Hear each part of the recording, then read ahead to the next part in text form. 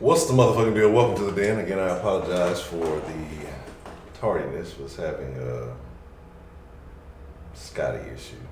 Now that that's resolved, let's get into some good conversation today. Probably only go about an hour and a half. So they probably be a little bit of a slightly shorter den, but I will make sure to make up the 5 minutes in which I delayed progress.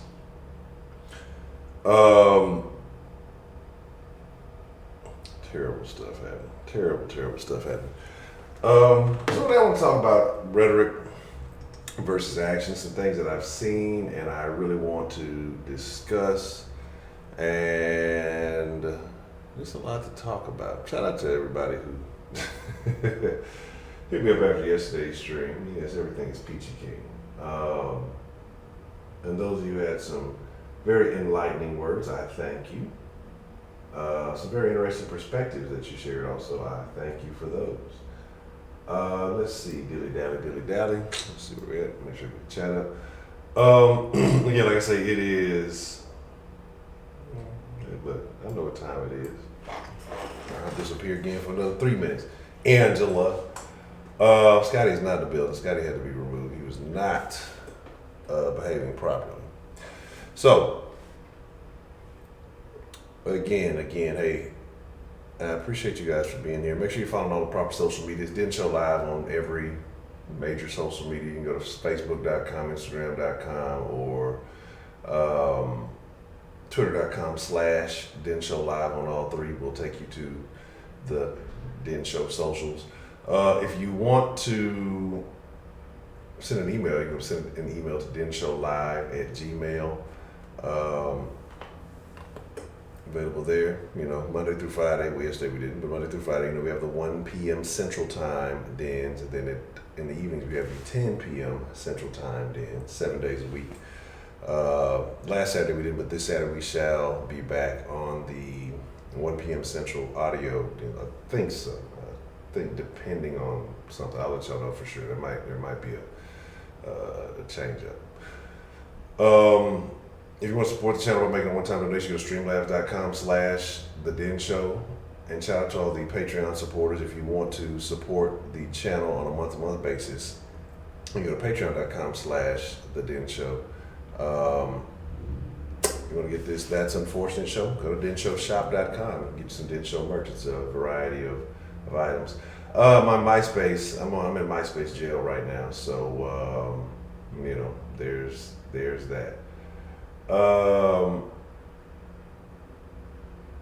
let's see who we got joining us today, and then let's get into this conversation. Some very interesting things that I've seen, and just some stuff that's on my mind I want to talk about, right? Beyond a Funny Nigga. Shout out to Beyond a Funny Nigga, man.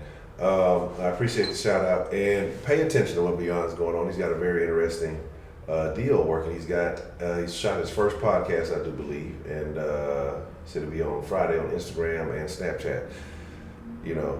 I don't know about that Snapchat, but I will be watching on Instagram. I don't do filters. Beyond a Funny Nigga, Sweet Berry Pistachio Pilferer herself. Kanisha, what's the motherfucking deal? Debo, what's the motherfucking deal? Let me see. K Grace, Miss K Grace, how are you today? What's the motherfucking deal? Lorenzo Wilson, what's the motherfucking deal? Miss Bell, what's the motherfucking deal? Angela. Yeah, you like PLC people, so I gotta give it to you. I know you like PLC times, that's why I do it just for Angela. I'm here on PLC time. Not my president, Heidi. I'm starting the Impeach HK campaign. DeMarkey's in the building. DeMarkey, I didn't vote for myself, Johnson. My name, what's the motherfucking deal? And yeah, let's get into it. Let's talk about it. So the reason why I want to talk about rhetoric versus action is because I saw something yesterday, and I'll be honest with you, man, niggas be killing me, man. People kill me, but the situation in this aspect, it was niggas. So apparently they had this group that went to Baltimore yesterday and got out there and started cleaning up the streets of Baltimore, West Baltimore, right? And so they went out there And they spent 12 hours. I think it ended up being like 170 people. I think some of the local residents ended up coming out and helping out too. Some of them were watching, some of them were helping. I was fine yesterday. I was not in a bad mood. I don't know why y'all think I was in a bad mood. I was absolutely fine. Just a different thought process. I'm generally pretty even keeled. So anyway, this group goes out to Baltimore, predominantly white group, and they go start cleaning up and some of these trashy areas. There's some before and after pictures. I'll try to, I think they're still on Twitter, but I may upload them as the stream goes on if my signal ain't tripping too much. But this was a MAGA group, right? MAGA great again. Trump supporters went to West Baltimore and started cleaning up. I mean, they ended up removing, I think they said like 12 tons of trash, right? Like 12 tons of trash. And so you go out there and you clean up, right? But people fake clean shit. That shit look like real trash to me. I mean, you can only do so much, right? And shit look like real trash to me. I'm tell you what.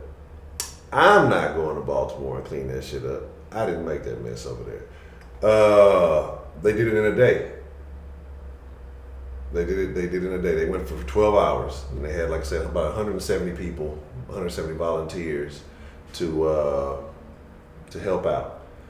And they had the lady who was going around showing all the stuff that was happening in Baltimore. Kim, I forgot her name, Kim K. Baltimore, I think is her name, something like that. And so she's been, she was documenting some of the trash. Everybody said, oh, it's not that bad after the infestation comments and all of that stuff. Even though, Elijah Cummings called him the infestation himself a few years back. But I guess we forgot about that. That was about 10 years ago, so I guess it doesn't count. Of course, all the black folks say it's fake news. Well, how's it fake news? Like, so did they Photoshop it? I mean, I'm trying to figure out how is it fake news? Because what I've noticed is you have black folks talking about, oh, this is gentrification. This is how they start gentrifying the neighborhood. By cleaning it up. That's how you start gentrifying. That's all it takes. So then why don't people do it themselves? Because they become accustomed to the squalor. Or because they had Baltimore residents out there and they seem to be happy about it, some of them. But then you had people who didn't even live in Baltimore. You had New Jersey. Stop that. Stop that.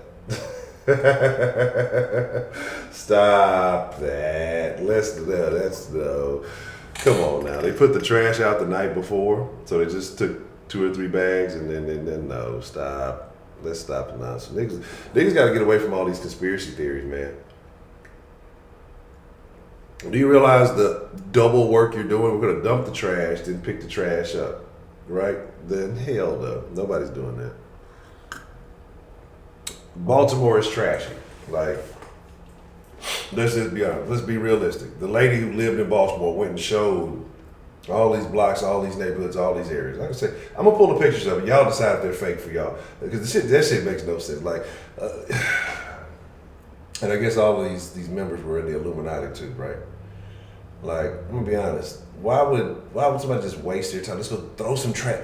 Let's go to this very nice city of Baltimore where it's so lovely and clean. Let's throw some trash out there, and then when you see these pictures, this isn't Insta trash. Like, you can tell when trash has just been set somewhere, and you can tell when trash has been deeply ingrained and it becomes a part of the environment. Like, come on, man. So anyway, you got people all over the place. Oh, these racists are cleaning up Baltimore. They're this and they're doing that and they're that. Then you got people complaining, well, why aren't they doing more? Well, they don't fucking live there. 2, they didn't put the fucking trash there. And 3, some niggas cannot be appreciative about any of it. You know what I'm saying? Like, yeah, hey. Those are trash bowls, all right. Well, I gotta get. Let me now, because I wasn't gonna be that. I wasn't gonna be that. Now I have to. I see. I have to. Fucking with y'all, goddamn. Toxic masculinity accusation. That's good. I haven't had one of those in a while.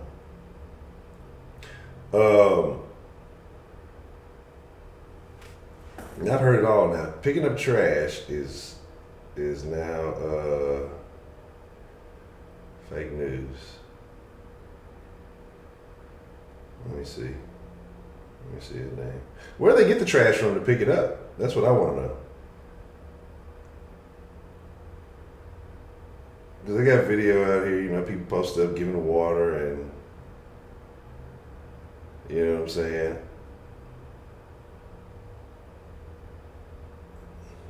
They're getting messages from people wanting to clean up. All right, let me see if I can save this photo. I don't want that. Stop that. I just want the photo, asshole.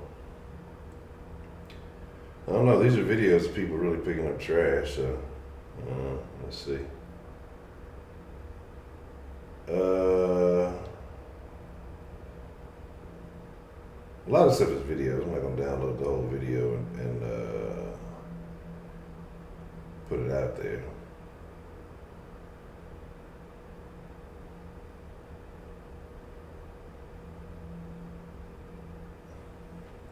Let's see if I can find a couple of these.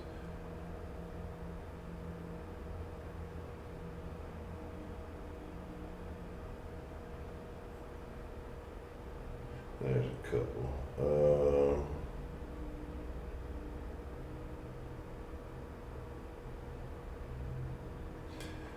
But either way, like I said,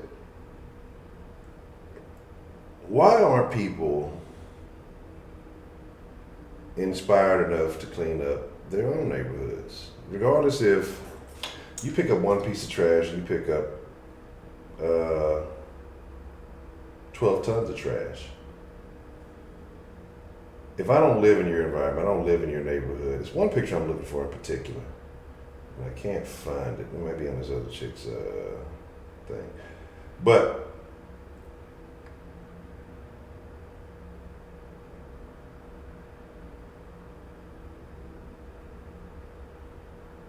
my thing is that my thing is this, like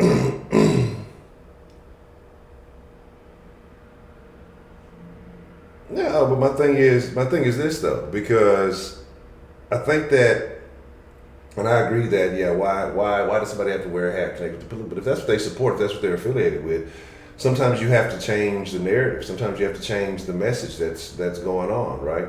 And so my thing is, say a bunch of people come in here, what are they going to say? Oh, well, it's the liberals that are coming in here. They'll take credit for something that they wouldn't do. But I'm not saying that that's exactly what happened or not. But if there's a narrative against, my type of folks doing this or doing that,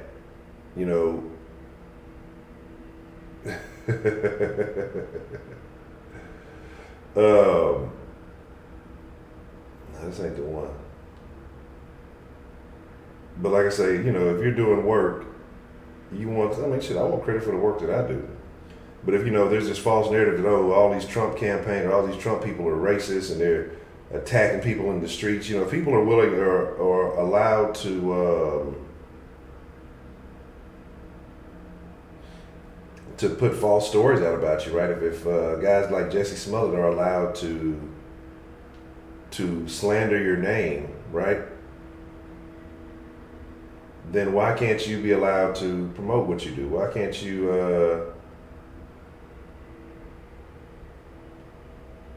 be allowed to promote what it is that you do? What is this chick's name? I might have dug down deep in the rabbit hole when I found this one. But it's one picture especially because it's like behind a fucking set of houses. Like I got a couple of them, but I want to send them all at once. Switch accounts. Don't do that. But again, why aren't people inspired to clean their own neighborhood? It shouldn't even take anybody. It shouldn't take liberals. It shouldn't take conservative, it shouldn't take anybody, but the residents of those neighborhoods wanting to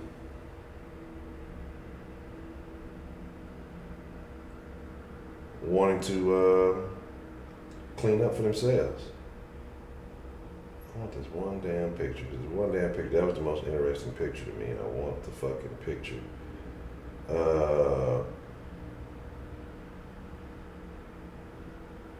But yeah, like I say, it's yeah, people calling them, yeah, they were, this is the guy, Daryl Lamont Jenkins, heads up Baltimore. If you're anywhere near North Fulton and Westwood Ave, a few well-known neo-fascist glory hounds that like to pull stunts and pretend they're not. In Baltimore, making like they're doing a cleanup of the city. No, they're not going to clean up your whole fucking city. That's not their fucking job to clean up your whole goddamn city. If they clean up one block, they've done more than fucking enough, But again, like I say, instead of doing something, it says it is unknown if they have anyone who actually lives in Baltimore joining them. They currently have a Periscope one. Doesn't matter, Does it really matter if they have anybody in Baltimore or not? You know what I mean? Doesn't matter if they have, if they have nothing but people from out of town. Is it sad that people, like I say, visitors could care more about your city than you do? That's the problem. But instead, people will complain. I don't care if it is a publicity stunt. I don't care what it is. Did trash get picked up? That's what matters more than anything. But again, the only people I saw were certain niggas complaining about the shit. People calling them, well, see, y'all letting them clean up now. This is why they're gonna push for more socialist programs and all. But they're talking about Baltimore has some of the most social programs in the country, gets some of the most money in the country from any city. And again, it's not what you would call a top-notch city. I want this one fucking picture. I can't find it right now, so I'll look for it later. Maybe I'll pull it up on the thing. Or I'll post it in the group or something like that later. But my thing is, was progress made? I don't care if we cleaned up one alley. I don't care if we cleaned up one block. I don't care if we cleaned up one street. Like, something was done. People came out and gave their time to do it. People who live in this neighborhood obviously have no problem with it because they continue to live in the squalor. So my thing is, while I'm talking about rhetoric versus action, is you have people who are complaining about what someone else is doing in their neighborhood that is improving their neighborhood, but because they don't like the people who are doing it, it's a problem. I think that's fucking stupid. I think it's extremely foolish. And I think it's fucking pointless. Man, I wish I could find the fucking photo. But, so instead of actually doing something, why not comment? Why not get the people, since, the person who's complaining about, I don't know if there's actually anybody from Baltimore out there. Well, then why don't you get some people who are from Baltimore to get out there and clean that shit up, because they're not going to fucking do it. And yes, there were people who were from Baltimore. There was a few black folks who were from Baltimore, a couple of older ladies. The woman, like I said, who was going around showing all the filth and squalor in Baltimore. It's dirty. Okay. And again, some young folks, I see some chick, I think she's a young girl, she's like the weightlifting champion or something of that sort. She was out there. But again, nothing but complaints, nothing but people upset about it. I saw the black people mainly complaining about this, right? So my thing is, why say all of what? What are you talking about, Angela? Why say all of what? What is the issue? Rubber toy rats. They had logged up in the back. I probably would be like, yeah, that's what I'm saying, man. So my thing is, let's not act like we don't know that this shit exists. We know that it's fucking trashy, right? The point of saying that they were Trump supporters is because if you see a Trump supporter anywhere else, you'll call him a racist, won't you? If a man is wearing a MAGA hat walking down the street minding his own business, if a man is wearing a MAGA hat walking down the street, walking his dog, people will run out there and call him a racist for wearing that hat. So why can't they put a different image? Why can't they associate a different belief with that imagery? This is a fact. This is a fact. Come on, we just saw a couple of weeks ago with the Antifa people attacking an old man. I don't even think he had a MAGA hat on. We saw a few months ago a man had a MAGA hat on in a Starbucks, and a woman goes crazy trying to get the whole Starbucks to call him a Nazi and all this stuff. Turns out that man was Jewish. You know what I'm saying? But you can be the exception to the rule. Come on, you're like, let's not play blind to what we see going on. The narrative running through this country is if a person is wearing a MAGA hat and they are white, that they are a racist. Period. Period, point blank. You may say, not me, if you don't bother me, whatever. Not everybody thinks the same. But the media is pushing the narrative. Everybody who is MAGA affiliated is racist. Everybody who is supporting is racist. They've called black people racist for wearing MAGA hats, bigots, or whatever you want to call it. There's some type of oppressor. And we know this, you know what I'm saying? That's the problem. See, in my neighborhood, people don't play this shit. They don't want trash for their home. As a community, we never picked up. But see, that's the thing, though. But think about it, man. Come on. There's a lot of communities where they end up getting gentrified. They start off quite trashy, but you got people who say, well, you know what? We can turn this nothing into something. It starts off, guess how you clean a place up? It starts off by picking up the trash off the ground. You see motherfuckers throw, I see motherfuckers, come on, man. Well, not here, but in previous places, I've seen motherfuckers throw trash right there on the ground, let it roll down the street, throw fucking shit out the window, you know, in lower end areas. I've seen motherfuckers just throw their cup out the window at McDonald's. Like, you can't just even hand it to the motherfucker and tell them, hey, can you throw this away from me? You can't pull up to that trash can that's a couple of feet away. Man, like, poverty-minded people do poverty-minded shit. You know what I'm saying? Period.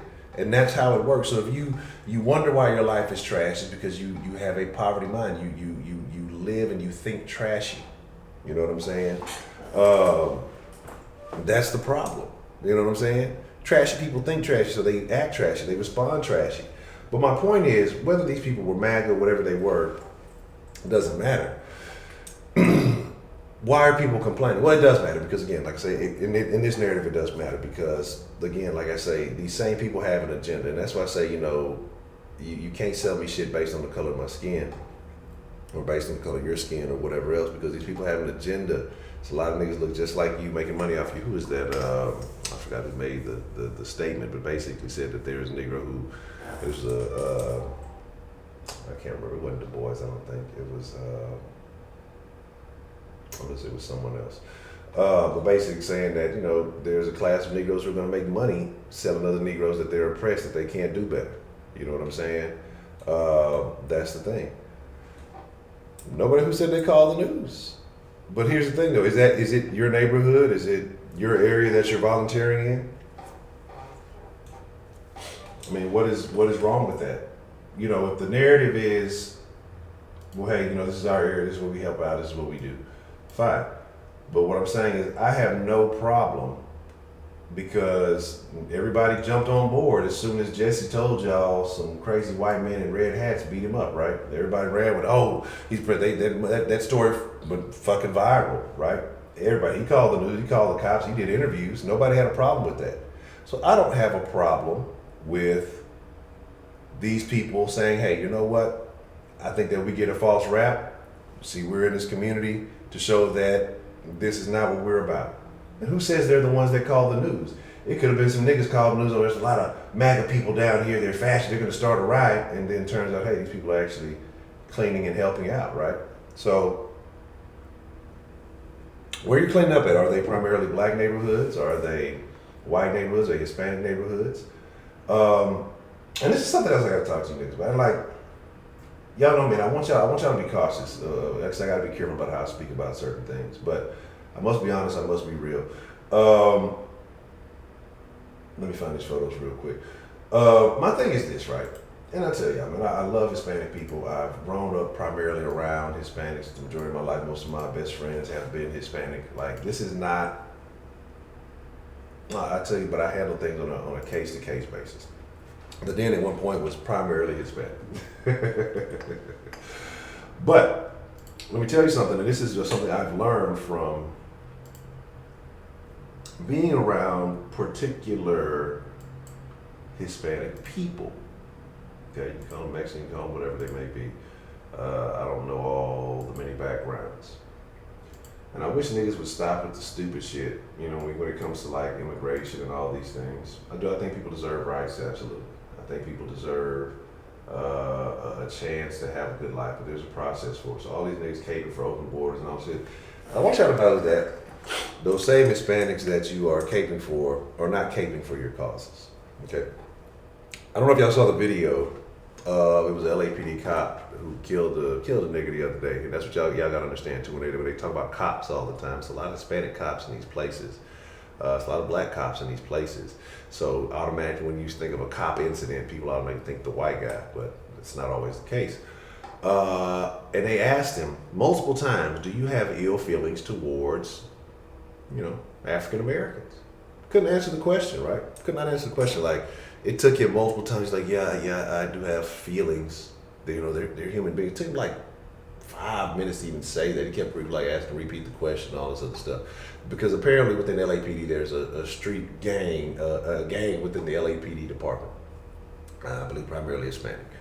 And so it took him a while to answer that. And again, that's not white supremacy. That's not anything. Is it racism? Yes, but they're not selling you that kind of racism.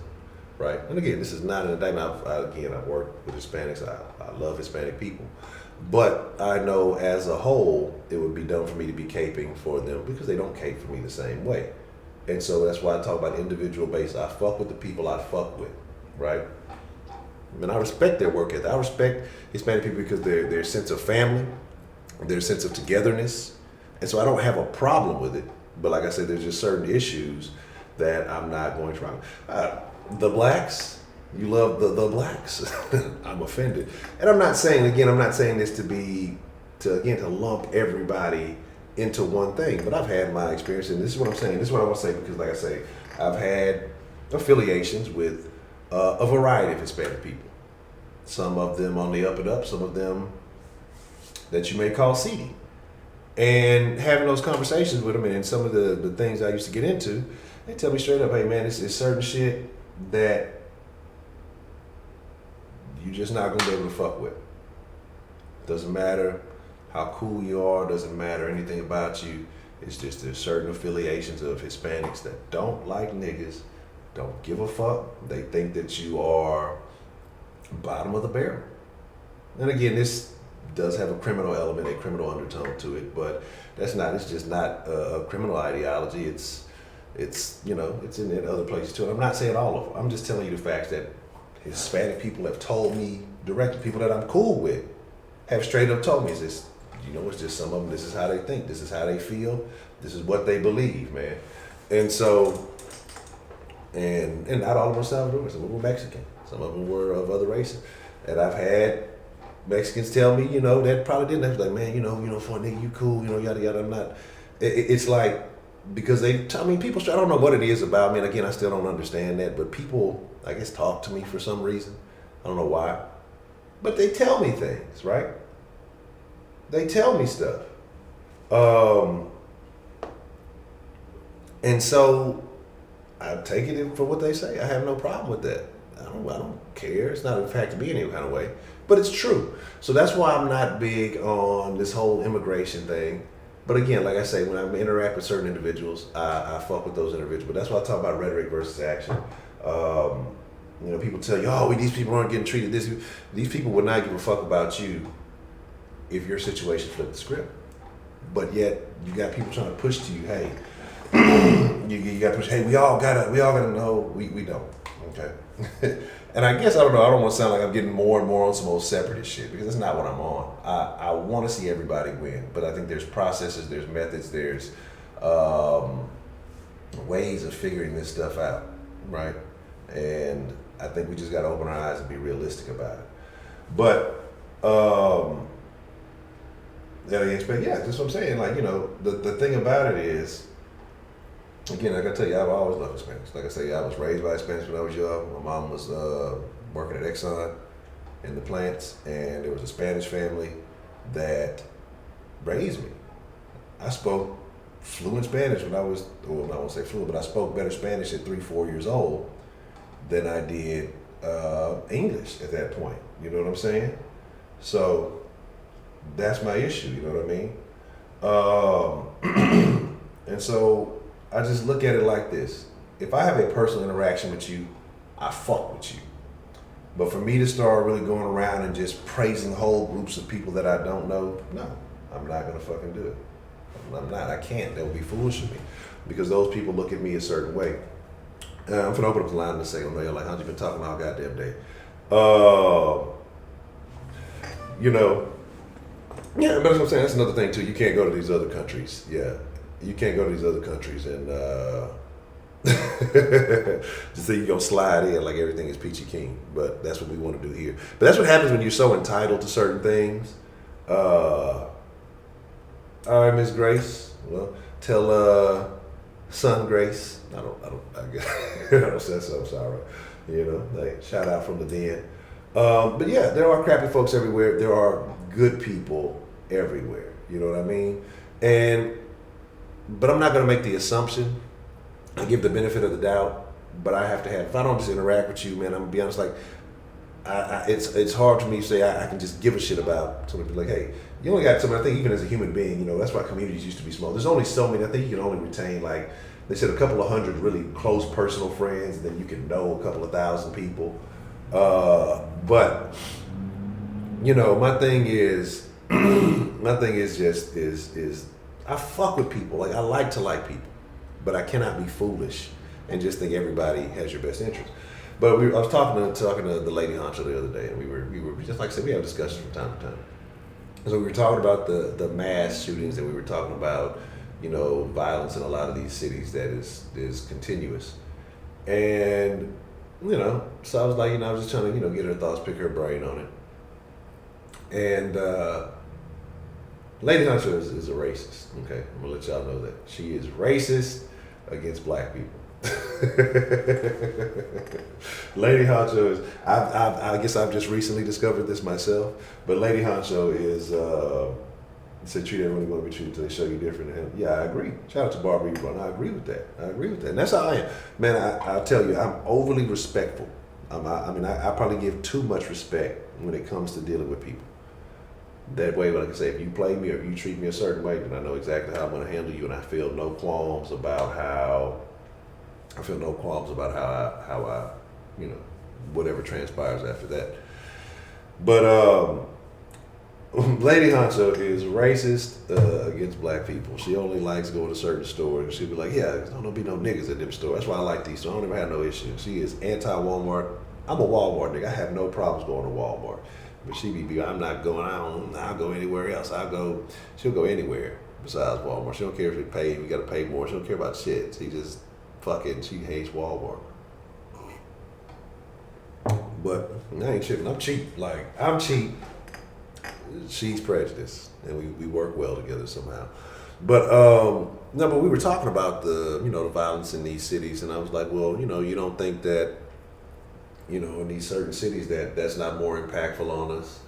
And because of who we are, how we look, how people identify. And she's, you know, and we were talking about, she's like, yeah, you know, she's like, I think that situations like the Disney World fight have more of an impact on how we appear to people than, say, violence in a lot of these cities. Because one, you know, we're not in a primarily black area. We're rarely, unless we're going to eat somewhere, depending on what we eat or what we do, we're just not really around niggas super heavy, you know, unless you're at a concert or you go, you know, out or something like that. But as far as where we reside, it's not a lot of black people. Where we're going to be residing is not super nigga heavy like that, you know what I'm saying? And so she was just saying that she feels like the situations with the mass shooters are more impactful on our lifestyle than, say, what goes on in Chicago's and Baltimore's and places like that, because we're not in those. Excuse me. Because we're not in those places, you know. And I was like, I can understand that. I guess it can make sense. You know, and I was just thinking about that. And so, because he was just saying about, you know, that the Disney World incident, more people see that than they're gonna see, you know, certain stuff. And so they see, a big nigga with dreads. She's like, I think that has more of an impact on how people would perceive you in certain situations than some of this other stuff that takes place. I love Wally World. I'm a big fan of Wally World. I love it. You're gonna always see something interesting, even if you have no intention of it. You're gonna see something interesting in Walmart. But like I said, that's their views. That's her opinions. I really don't care because it's not gonna fucking impact me either. It's not gonna change me from doing what I do. Alrighty, Miss Grace. You don't like all the hate going on. What kind of hate? What kind of hate is going on in your mind? What, in a Wally world? Well, I don't know. It's just like, I think you gotta be aware, you gotta be alert these days. And what I think is super funny is because all of the news that's going around is attributing all of these few attackers as, they're white supremacists and Trump supporters. But a lot of these guys are actually have a lot of left-wing ideologies. A lot of them, one of them was, I forgot which one of them was quoting Elizabeth Warren, was an Elizabeth Warren fan.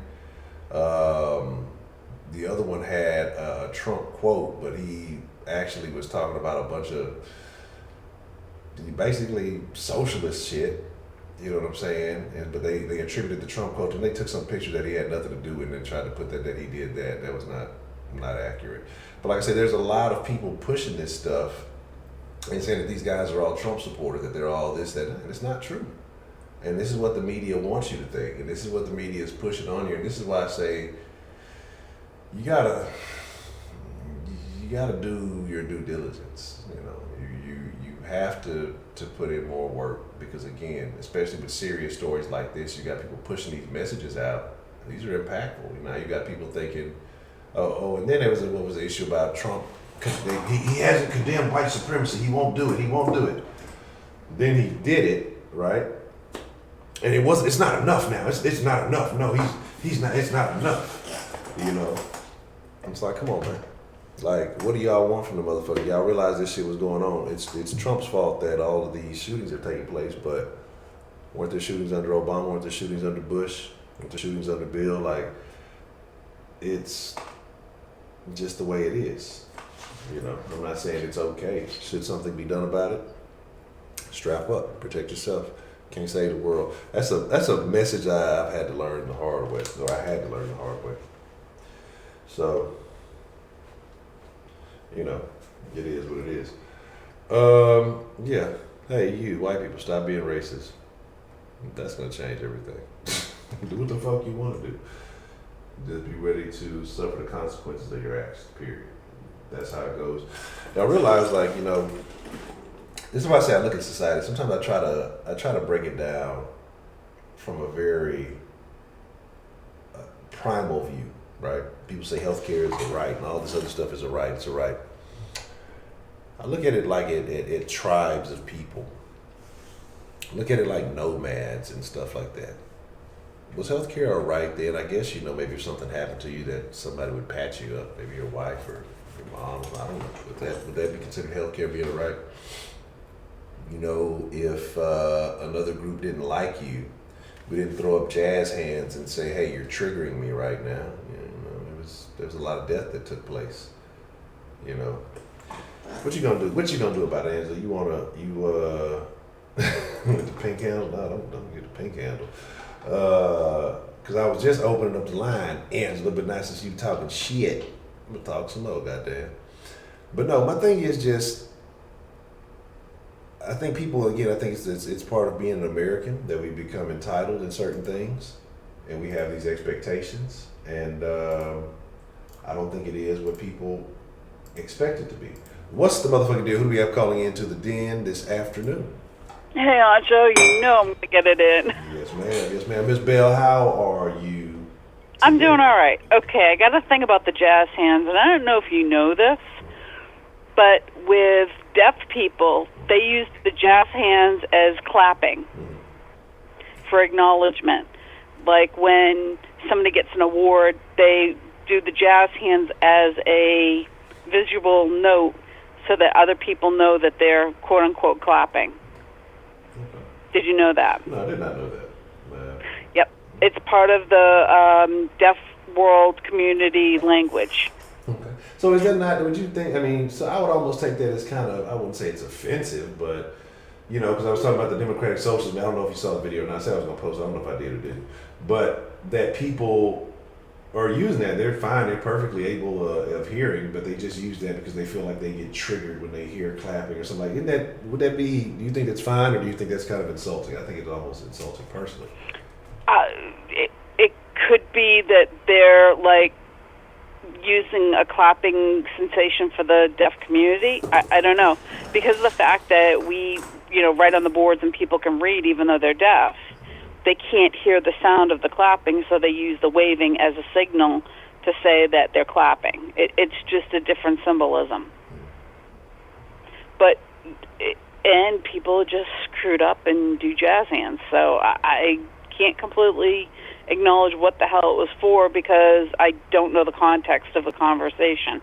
I just know that jazz hands are used within the deaf community to equate clapping or whatever, you know. What was some of the other things you said? You had quite a rant this morning. And that's fine. It just gave a lot to, like, reallocate on. Okay, you said something about people feel comfortable telling you things. Yes, I don't know. I think it's because you're approachable. You know, you kind of got a no-nonsense kind of attitude, but you're willing to listen to everybody. And I bet there's a few people in the den that have been in some sort of store, whether it's a grocery store or a Walmart or a Target or whatever, and somebody's asked them, hey, do you know where that is? Or do you know where this is? And a lot of times it's because they're approachable. It doesn't make them super over attractive. It doesn't make them ugly as fuck. It just means that they're approachable with how they hold themselves. Had you not ever noticed that? Yeah, I guess I'm like, usually when I go out and about, it's like a mission. I'm focused on a couple of things, but I from time to time, yeah, I do. I guess I get, when somebody asks me something, it kind of shocks me out of my little focus or whatever it is, because I'm like an in and out type of person. I got, okay, I need this, and this. Okay, yep. This is here. So I kind of, plot my course before I get in and get out and get on my way. And so, yeah, I guess when somebody does ask for somebody to say something, and it does shock me. Or little old ladies like having conversations. If we're waiting in line or something like that, I've noticed that for some reason, it's little old ladies like having extended conversations about random things. I think I was at Subway the other day. Okay, I hate to say this, but no offense, I think it's a very Southern thing to be passing recipes and different things in the grocery lines. As being a Northerner, originally, it was like you get in, you get whatever shit is on your list, and you get the fuck out of the store. And because you didn't have time for the fact that you were waiting on the next snowstorm or the next rainstorm or whatever it was. In the South, we have a little bit more time to mosey. It's too damn hot to move too fast, and somebody's wanting a banana pudding recipe, or somebody's wanting a succotash recipe, or, hey, did you find out what happened with XYZ on whatever? So I find that even from my visiting up north to being down south, it happens far more times in different places that I've been in the South than it does in the North. It's not a judgment call. It's just personal observation with the conversations in the grocery lines. Because I could tell you more times than not, a cashier is talking about to one of their customers about this, that, or the other thing. Especially in the smaller the town, the longer the conversation is. The bigger the city, it's usually pretty quick, but there's usually some conversation. Now, the other thing is if you live in the city, sometimes it's the only conversation people actually get. You don't talk to a person on the bus. You don't talk to people on trains. So who do you talk to? Somebody in your local bodega or your local grocery store. Anyway, the trash factor, that's huge. People are just fucking lazy. And that's really the bottom line of it. Okay, I'm dating myself here, and I don't have any problem with that, and I'm being judgmental as fuck. But back in my day, when there was trash all over the streets and all over the highway, the courts took it upon themselves to have diversion programs, and this was all sorts of counties up north and down south, and had not only were they picking up highway trash, they were picking up city trash. And they used it as a diversion program for nonviolent offenders and like drug offenses and just like juvenile crap for them to just, you know, pay their time and their debt to society and getting stuff cleaned up. Now, for whatever reason, they don't use those programs anymore, maybe because it's too much to fund them. But people are not any less lazy or any more lazy than they were, but there's not enough people cleaning up, and people just aren't picking up after themselves. And it becomes toxic. Whether it's the big cities of, you know, Boston, Houston, New York, you know, Miami, whatever, if you don't have somebody picking the crap up, it's going to be there. I remember when I was living in Florida, the beaches said that was one of the biggest expenses, more than their lifeguards, was picking up trash. Because they would have to run this machine every single day in order to pick up trash along the beach before anybody was allowed to use the beaches. And that cost was as much, if not more, than the lifeguards they used for part of the season. So that says something. Now, what was the other topic that you bounced onto? I talked about some of the shooter ideologies a little bit. Let me see what else. I went to a few places. When I was talking about the trash, though. I was talking about, you know, about the action behind it, about people getting upset about it, though. Like, you know, why would people get mad? Does it? What in your opinion? Okay, does it matter? Should those people have politicized it? You know, because I know some people are saying, well, why wear MAGA hats or why wear this or wear that to go out and show that? Do you think that it was right or wrong for them to politicize the event or what they were doing? People are going to advertise anything. I mean, it's just, I'm not political, so I would never wear a MAGA hat. But then again, I wouldn't wear a rap T-shirt because I'm not into that either. Nor would I wear a heavy or acid metal shirt. People tend to wear what they want to represent. And it doesn't mean that it's all personal like that. It just means that, I can deal with that. I heard a very wealthy person. She was very wealthy. And I happened to have been wearing, I don't know, some sort of T-shirt. And she said, so did you get paid for that advertisement? And I'm like, no, I bought the shirt with, and I don't even remember what it was. Back in the day, it could have had Sunkissed on it for all I know. But the point was, is she said, you're doing somebody else's bidding, and you're not getting paid for it. So whatever you wear, you represent. And it made me think about my clothing choices. But it also made me think about a lot of things, jewelry, you know, whatever fashionable things that you're representing with. It doesn't make more expensive any better than, you know, chic or whatever. It just means that when we walk out of the house, whatever we are, we're a walking billboard.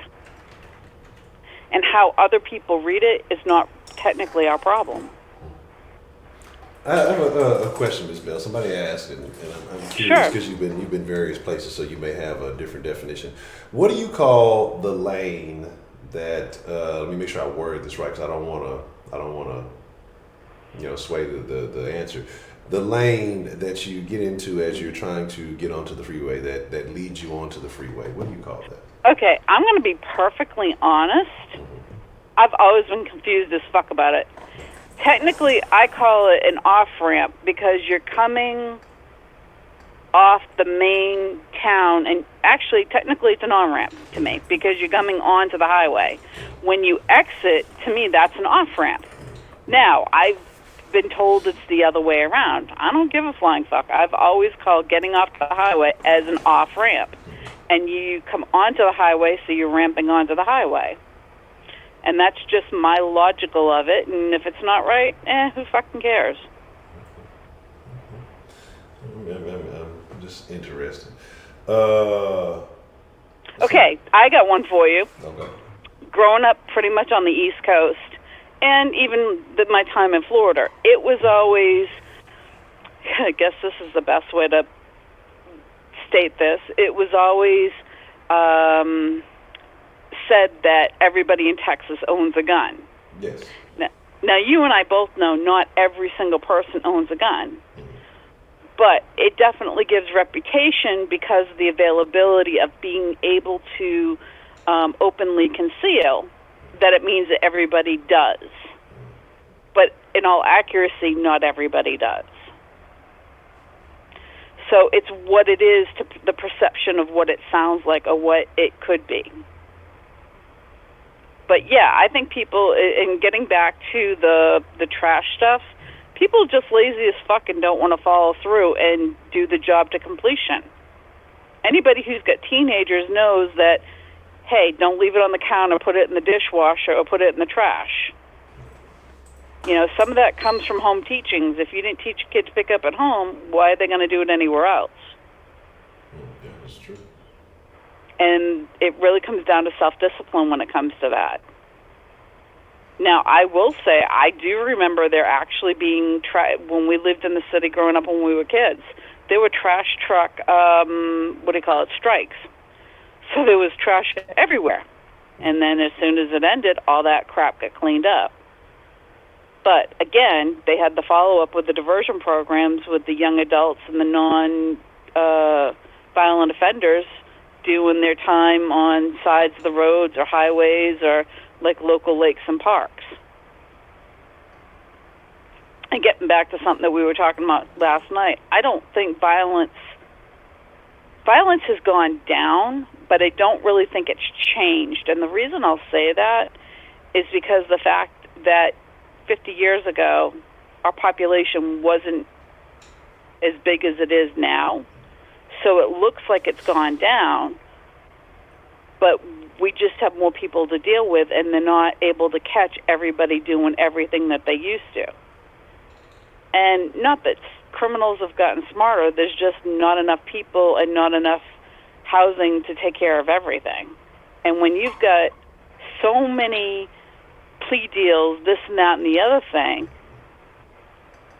that also contributes to it as well.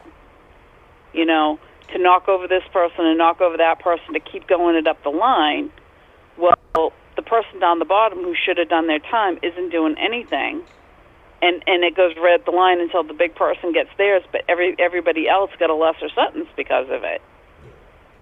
And it's like you're cutting slack all the way down the line for them to snitch on the person up the line when they're not doing what they're supposed to. So that has something to do with it, too. Now, I can't honestly tell you whether there are more of one race than the other incarcerated. I think that it's on a case-by-case basis. I don't politically go there because that's all statistics, you know, the reality of what the numbers run. And I don't need to comment on that unless you need me to, which I'm hoping you don't. No. You kind of heard me skirting that, right? Yes, absolutely. I won't apply that kind of pressure on you. But no. No, and I agree. I mean, like I say, I think there's a lot of factors that play into that whole situation. I think that would get a little bit more complicated. But as far as Texans and guns, just everybody has guns. Everybody. People don't think has guns. They have guns. It's like 3 people in Texas that don't have guns, and that's because they've recently moved from California. They'll get one soon. So that is the truth rather than just propaganda then, right? Yeah, pretty much. Like, Yeah. Except those who can't because they're not supposed to, and then those are the ones who really do have them. Yeah, the ones who ain't supposed to probably got more than everybody else. Um, Yeah. so yeah, that's different. And I found some of these photos now because all you have to do, that's only, I ain't seen 12 tons of trash. I found the pictures I was looking for, so I'm going to be sharing those in just a second. Because y'all want to see a whole 12 tons of trash. Y'all see, but see, now here's the thing. Y'all want to see the whole 12 tons of trash, but then y'all mad because they put it in the media. Now y'all got to take your pick. You can look at this. You can't have it both ways. So that's interesting.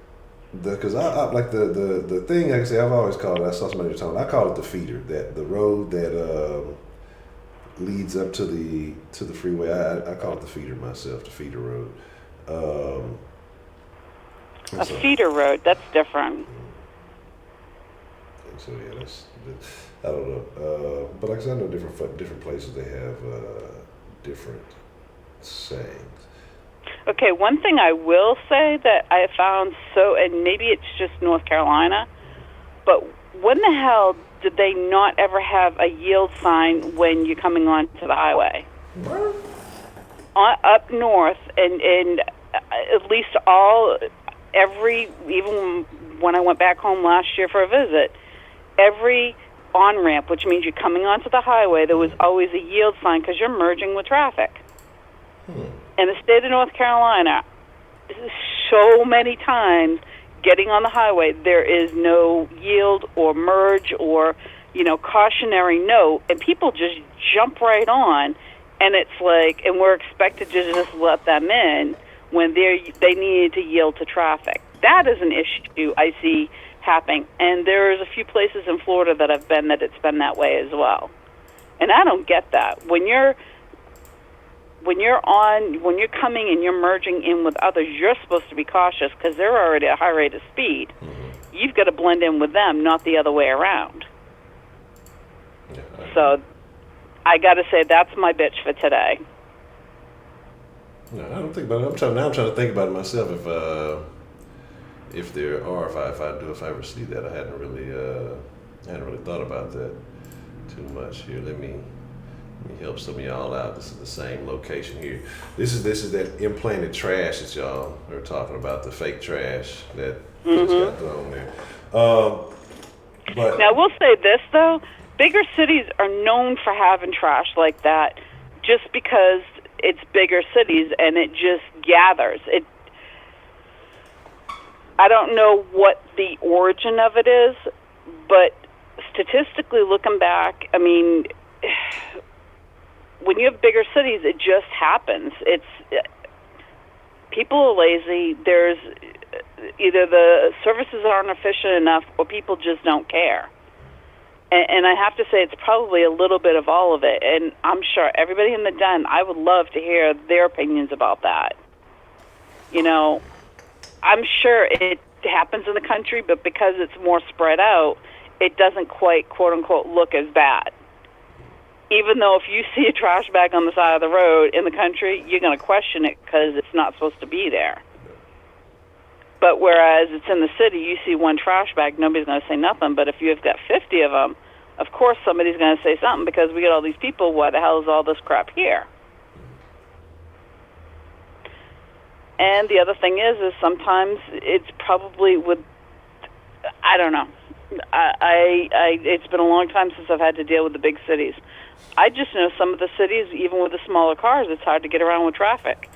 Can you imagine some of them big trucks trying to deal with dumpsters and everything else in back alleys?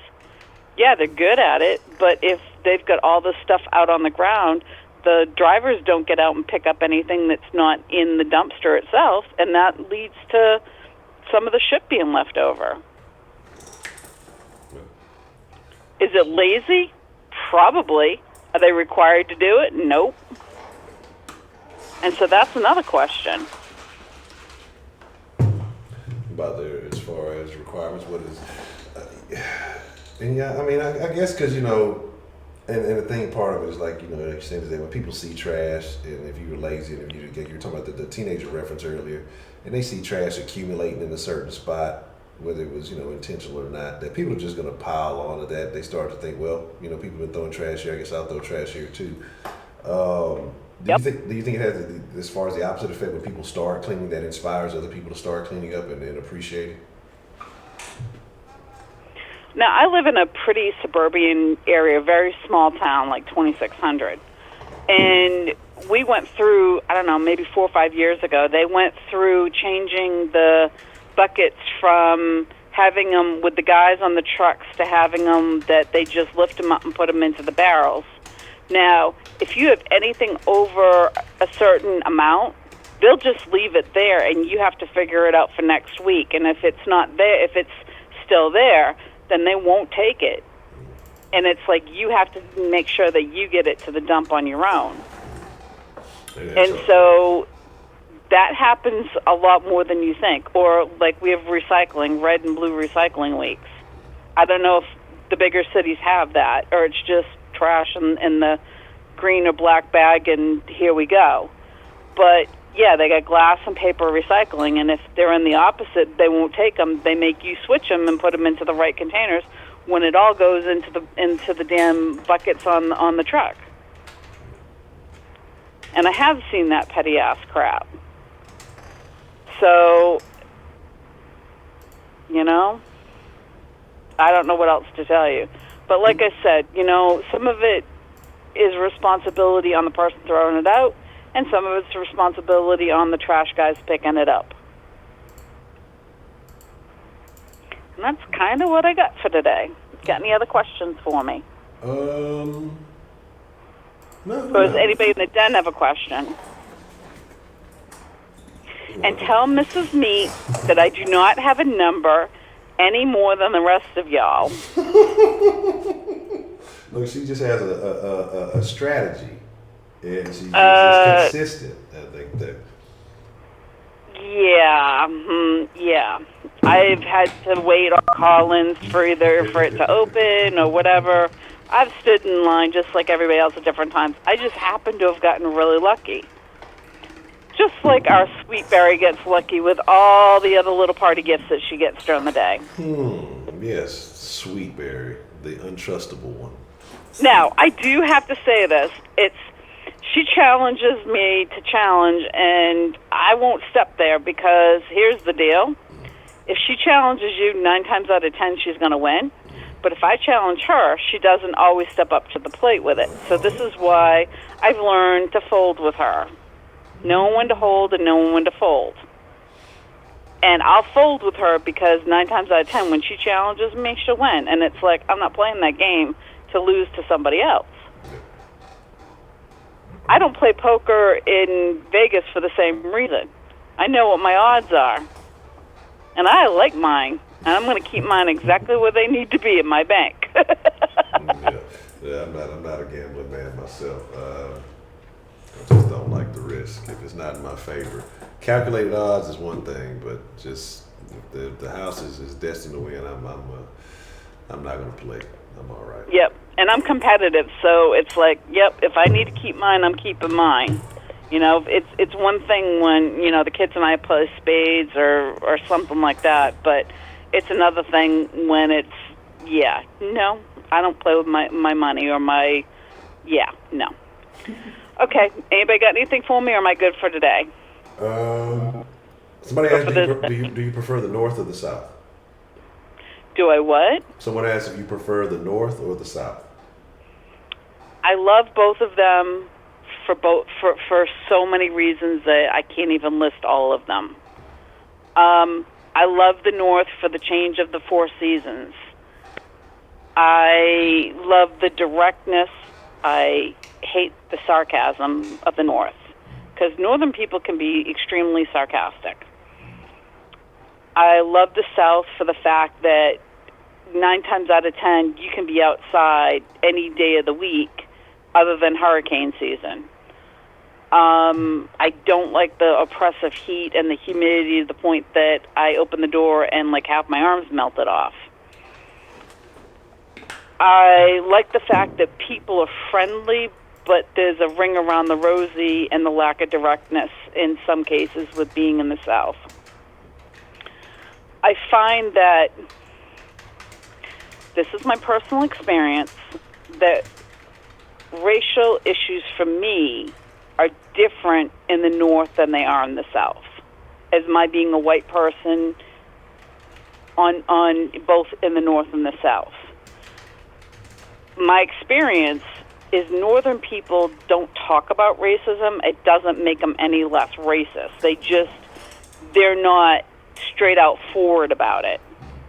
Now, in the South, I have seen both black and white be open about whether they're racist or not. And again, that's just personal experience. Do I agree with it? I don't have to agree with it. Everybody is justified to their own opinion. As long as they're not hurting me or I'm not being affected by it, they're entitled to their own, and that's valid.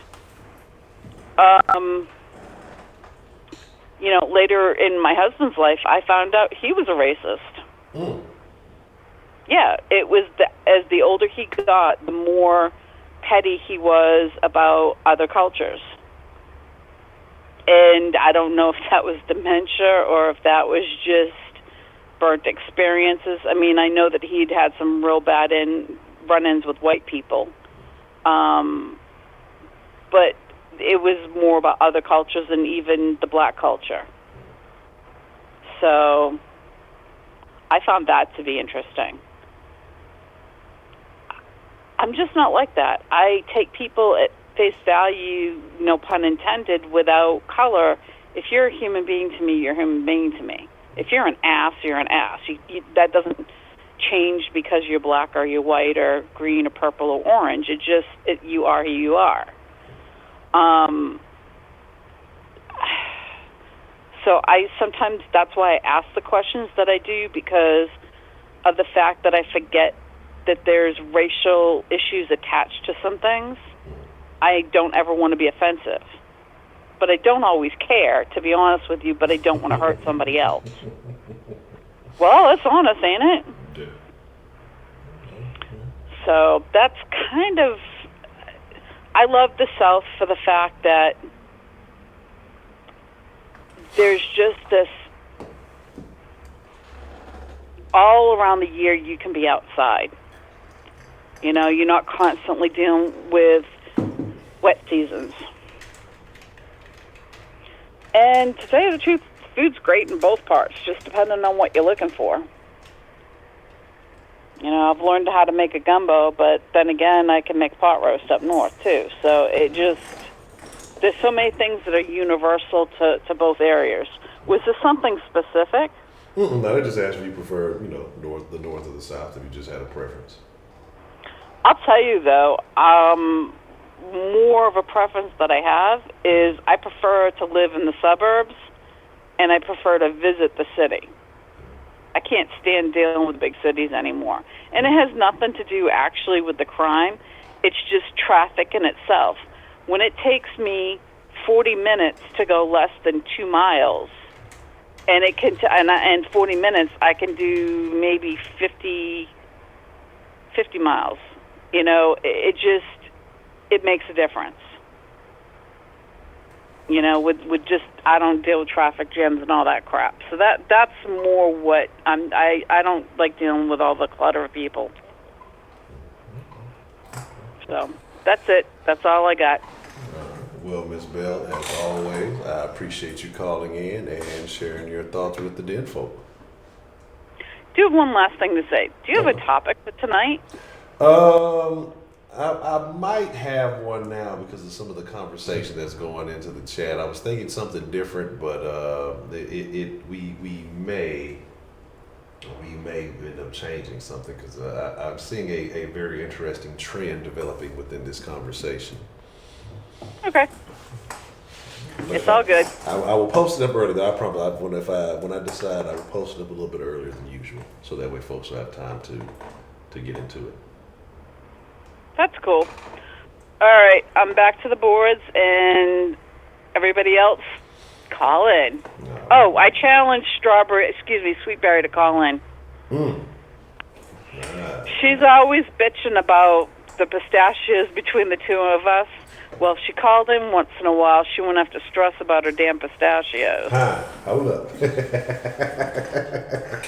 That's what I'm talking So about. there.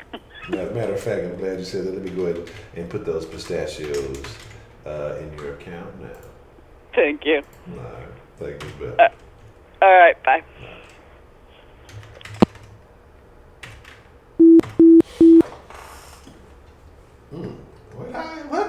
Wait, how does Sweet Mary? Okay, well, that should fix that now that she's got her pistachio. Now here is the deal. Hold on 1 second. Let me first. We got a lot to talk about. Oh, we got a lot to talk about. I think I know what we talk about tonight. Man, stop with that justification of racism. Racism is prejudice because y'all will sit here and say that some poor white people are racist, but they ain't got no motherfucking power. They can be some old trash ass motherfuckers who full of meth mouth, living in half a trailer. You know what I'm saying? And y'all will say they're racist. You say that you can't be racist without power. These motherfuckers have no power. They have complaints, but y'all will say that they're racist. But black people don't have the power to be racist. Man, stop. Okay? There may not be a structure where you could benefit or capitalize or whatever. Racism is racism. You can be racist, all that like that. Come on, man. I'm not buying that. Like, I'm not buying into the extra definition. Well, see, it has to be a system. So, man, fuck all that. If you're a racist, if I base everything off race, then you're a racist. If everything is racial around you, you're a racist. I'm not benefiting off of sexism. You know what I mean? Like, I'm not benefiting off the patriarchy. But I'm a sexist because I talk about that. Doesn't make everything about men and women. So, yes, I'm a sexist. My thing is, like, come on, man. Let's stop getting these comfortable, like, let us off the hook ass definitions, man. Embrace that shit and run with that shit, man. Let's stop the shenanigans. You know what I'm saying? Like, stop the shenanigans. You know what I mean? Because what I mean, so what are these? If that's the case, if take this call, we'll come back to it, and then we're gonna get back to this fucking trash thing because. Y'all, nobody brought me up. No, I've never been chained up in my life except for when I did some dumb shit and I had to go sit down for a little. Nobody brought me over anywhere in chains. Now, my ancestors, predecessors, yes, maybe, but nobody brought me anywhere in chains. Nobody. What's the motherfucking deal? Who do we have calling into the den this afternoon? It's your boy Roman. Roman, what's on your mind, Roman? Damn, I tell you, struggling to get that out. Who we got? We finna. I know what we're talking about tonight. It's gonna be one of them nights tonight. I've been on some rants. I guess I always call them rants lately. We gonna talk about what's on your mind there, Roman. Oh man, I'm not trying to talk too long. Man, I got other things to do. But I think what you was talking about, man. Mm-hmm. I'm sorry that a lot been going on down here in the house. Been moving some things, man. So I haven't been in the den like I usually be. Because I know the shoes went on. I wanted to call in then, but I didn't have the time. But prayers go out to all those people, man. That's just. But going into that, man, I think it's two types of people, Honcho. Mm-hmm. You know, right now I'm looking at these politicians. I'm looking at every single one. I'm looking at from Trump and the Republicans, from the Democrats. To be honest with you, Honcho, I don't see nobody trying to make a change. You know, and even in the world, we hear so much about, you know, our thoughts and prayers go out to these people and what they go through. But the thing is, why are we not going to City Hall? Why are we not going to our mayors, our senators, our governors, tell the president and get these issues talked about? You know, what I'm realizing, I think we're going to have these next debates coming up, right, with the Democrats. I thought they could use this to get voters. Like how that, what was his name? Patrick Cruz, something like that, who shot the people in El Paso. They said he was targeting Mexican Americans, okay? Shot 8 of them. So the thing is, they're going to use that to get Mexican voters. I can hear it now, Honcho. It's going to be some tactic to where, well, you know, try to make this way. We need to protect this. And in a way, I feel like it's not about a care, it's about a vote. How can I use this tragedy, right, to fill my agenda? You know, to feel how I feel. The thing is, I'm not saying I'm not one of those type of people who say take away the whole Second Amendment. No, because you need a gun. But in my opinion, an assault rifle is not needed. Nobody needs an AK-47. Nobody needs 165 rounds in one clip. What is your mind of thinking? I think a shotgun. I think a handgun, something like that. Man, that's needed because you need to protect your family, and you never know what happened. I'm not saying I'm not one of the people take away all guns. When I'm thinking of AK-47, I'm thinking of military. I'm thinking of terrorists. I'm thinking of M4s. That is, nigga, I just feel like nobody needs that. I'm watching old Walking Dead episodes, and they have them M4s, but they ain't a Walking Dead, so they need those hoes. But normal people walking around, they don't need them. It goes to many issues, because you could take it to where what are wrong with these people mentally, or is it a blame on the TSA? So what's their name? The rifle people? NRA. NRA, I couldn't think of their name. And be honest with you, Hunter, I think it's a mix of both. I do think we need to go and talk about mental health and what is wrong, what gets these people to thinking, let me go shoot these people. And then it also goes to, I just think the guns that are sold. The reason why these politicians, Honcho, is not going to talk about the NRA and their influence in these guns because they are sponsored and they are funded by all these politicians. They fund the Republican Party and they fund the Democratic Party.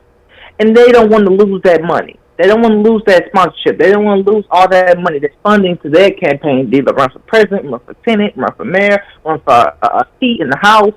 It's so many tiny details that goes into this issue, which is so sad that these politicians will literally take money over people's lives. Because I feel like there is no change that's going to happen because of what the money that the NRA will fund. If you're telling me take away assault rifles, the NRA is not going to fund you. That's how they make their money. So the thing is, it's so many tiny details that I know you're talking about action and Rhetoric, and the thing is, I just feel like nobody's going to make action because it is a money game. Politicians is a money game, and to where everybody got to get paid. Everybody want $1 in their pocket, to where I feel like Trump's not going to do it because they are heavily in the Republican Party, but they're heavily in the Democratic Party. That's how I feel. I know some people might disagree, man, but you got any questions for me, Honcho, before I go? So do you think the people that already have the AKs and all of the assault rifles and things like that, do you think they're going to come off them guns? No, Honcho, with people, Americans, we're very prideful people. Once we have it, it's ours, we own it, but I think we really need to start young and start by educating people how I just feel like guns like these are not needed. We're not in an apocalypse like I was just saying, like The Walking Dead. We're not in a whole terrorist attack where a foreign country's attacking us right now and we need all the ammunition we need. It's always this hate for, it's always a terrorist. When a lot of people think of terrorists, they think of people from other countries. ISIS. There's always Al Qaeda. All that's talked about. But when are we gonna start talking about these homegrown terrorists? These people who were born in the United States. It doesn't get talked about. At these gun shows they can get these guns without a background check, with just pure cash. The gun loophole and the lobbyists and all that. That is an issue, Honcho.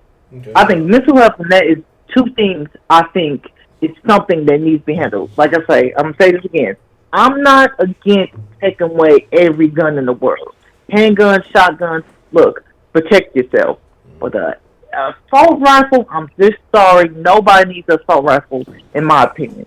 Okay, so I don't have some right now we're not under attack. But so when do we get the assault rifles? After we're under attack, then we get to put in the legislation to go get them so we can fight back, or do we just have to wait and hope the military, if there was an incident of invasion or something, do we have to wait? Like how do we get to protect ourselves then? And then if the people are going to a handgun and a handgun and a shotgun is just good for you. I just don't understand.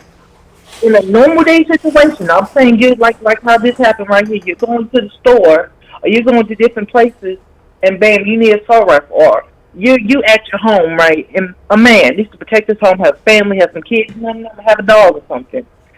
I don't feel like you need an assault rifle because you don't know. This is what I'm saying, Honcho. You don't know who hands that's going into. A background check don't tell you everything. It don't tell you what people are thinking inside. It just tells you everything about them physically. We gotta start realizing what are people thinking inside when they're buying these guns, not physically. Because you can make up an excuse and say, "I'm buying this to protect my family. I'm buying this to do this." Well, you're really sick in the head, and you really want to just bam to go shoot up some people. That's what I mean by we need to start thinking about what are these people thinking when they're buying these assault rifles. How can we not let these type of people get to these assault rifles? Because I'm not trying to turn this into a race issue. Because you know what? They got all these lists of things, all these were done by white people, but I'm not into that because, it's not about that. It's about these people got shot and what are we doing to help these people, okay? So that's what I mean. Start thinking in the brain and start thinking about what are these people thinking when they're buying assault rifles. And when we can finally figure that out, I think we'll have a solution. But right now, like I say, unfortunately, Hunter, I just don't think it's gonna happen, man. Because it's a money game. I put it like this, man. If I'm in a mindset of I need to protect myself, they got it. I want them. I'm gonna tell you something, and there's a lot of people. And so here's the thing: we let's say we have this gun regulation, and we're not going to allow the sale. Do you think that's really going to stop people? Or do you not think that that's going to give people who intend to do dirt an upper hand? It might not be your little local 18-year-old who is going to your high school or whatever else. But there's going to be a group of people, like the same way that on the J.P. Morgan ship or whatever, that they had a couple of tons of coke. You think that these guns not going to come in? You think that's not going to open up the black market for a certain type of weapon, and those weapons won't get in, and it will get into the hands of the people that want them? You think that's going to stop that? I mean, that's all I was just saying. Nacho. It needs to be a crackdown. It needs to figure out, like I just said before anything, it's the gun. It's also what the person's intention is to get the gun. That's why I'm talking about more money and more research into mental health, into people who feel in a certain way, to where we can figure out what is your real intentions of getting this gun. What I'm saying by getting rid of assault rifles is because you take these guns that could be used for good and used for bad. Because we don't know what these people are thinking. Like I said, I do believe to protect your family, you want a gun. Not against that. It's the Second Amendment. That's an amendment that is very controversial, but loved by a lot. It's hard to change. But when you're going in there and you're thinking a certain way, and you have all this built-up rage and anger and just confusion in your head that you want to do something, and one of the most dangerous weapons, a gun, the most dangerous weapon in the world, is right in your grasp, and you can get it right there, right there at a gun show.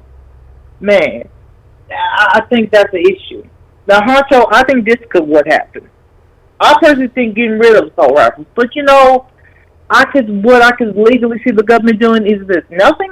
Or I could see them trying to make it harder to get these assault rifles. Because going back to then they make so much money. And people, what they might do is make it probably more difficult to get these guns. Or I could say, people go to the earth to get what they want. So, man, I don't know that would be a solution. I tell you like this, man. I have no ties, no affiliation with niggas I used to fuck with a long time ago, a while back, no nothing. If I wanted to do some type of damage or whatever, I guarantee you by the end of the day, I could obtain anything I fucking wanted. So that's why I say all this, don't get this and we got to cancel that. Man, look, there's always, where there's a will, there's a way. Your money talk, bullshit walk 1,000 miles. And that's what I was talking about, Joe. In a way, it's a nice thing to get right by getting away assault rifles. But in a way, man, I agree with you on that, man. You got the black market. You got people that's going to find any way to get this thing. So, I'm just saying, it's so many heads in that house and that Senate. Figure something out. Because these people is dying. This is unacceptable, man. We got to start saving the people. So my thing is this though. So say they get rid of the assault rifles. You tell me that a person can't take a shotgun into a crowded venue and do a significant amount of damage? A pistol to a crowded venue and do a significant amount of damage? That's true, but hey, let me tell you, a shotgun is a lot better than 156 rounds in one mag, and you have multiple of those mags. Just saying. There's a lot of nifty gun gadgets out there. I'm gonna just leave it at that, babe.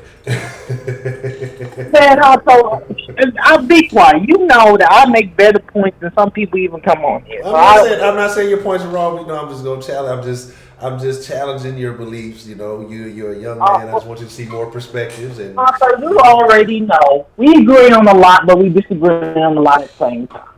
I think I'll say this, Honcho. I think our intent is the same. I think we want the same thing by these people not getting shot, but how we're trying to go at it is different. This is a very dangerous conversation to have. 335. I woke up feeling dangerous.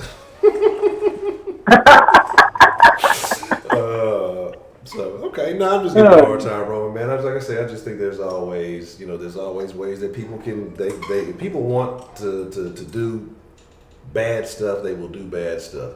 And I agree. The thing is, you know, it is all about intentions. But in the end, like, how can you determine somebody's intention? Like, that's a tough question. So, it is what it is.